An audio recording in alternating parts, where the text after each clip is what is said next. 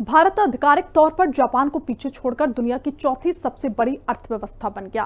भारत ने ये उपलब्धि अपनी इकोनॉमिक पॉलिसी के कारण हासिल की है।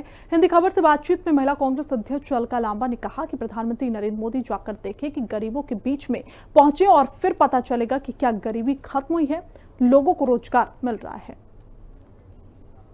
बात करेंगे राष्ट्रीय महिला कांग्रेस की राष्ट्रीय अध्यक्ष अलका लांबा हमारे साथ मौजूद हैं। अलका जी, जिस तरीके से नीति आयोग की बैठक हुई और नीति आयोग ने कहा कि भारत अर्थव्यवस्था में चौथे स्थान पर आ चुका है और उसके बाद प्रधानमंत्री नरेंद्र मोदी ने एनडीए के मुख्यमंत्रियों के साथ भी बैठक की, क्या कहेंगे आप? एनडीए के मुख्यमंत्रियों के साथ ही क्यों प्रधानमंत्री जी, आप प्रधानमंत्री तो पूरे देश के हैं और देश के हर मुख्यमंत्री को बुलाने की हिम्मत आप में होनी चाहिए थी।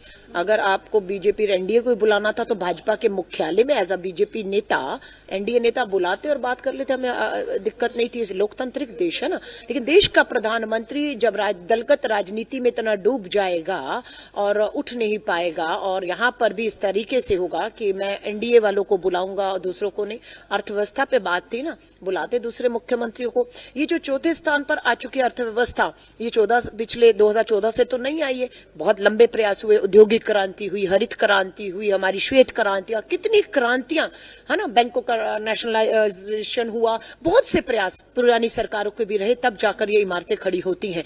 ये इमारतें जो हैं वो खोखली नींव पर खड़ी नहीं हो सकती प्रधानमंत्री जी, और वो नींव देने का काम पिछली सरकारों ने किया है जिसके लिए। लेकिन मैं फिर कहूंगी, ये चौथी बड़ी अर्थव्यवस्था बन गई है। ये एक बार देश में प्रधानमंत्री जी को कहिए गरीबों के बीच में जाएं, उन्हें बोलिए चौथी अर्थव्यवस्था है, और फिर ये भी कह दीजिए गरीबी नहीं है, गरीबी है, बेरोजगारी भी है, महंगाई भी है। तो ये चौथी बड़ी अर्थव्यवस्था हम बन तो गए हैं, लेकिन क्या इसका लाभ गरीबों को मिल रहा है, बेरोजगार युवाओं को मिल रहा है, महंगाई में कमी करके मिल रहा है? 50 रुपए अभी सिलेंडर बढ़ा दिया आपने, है ना। मन की बात में इसका भी जिक्र किया गया कि लोकल फॉर वोकल को बढ़ावा देने की बातें कही गई, आधुनिकता की बातें कही गई, नए भारत के नए स्वरूप की बातें कही गई।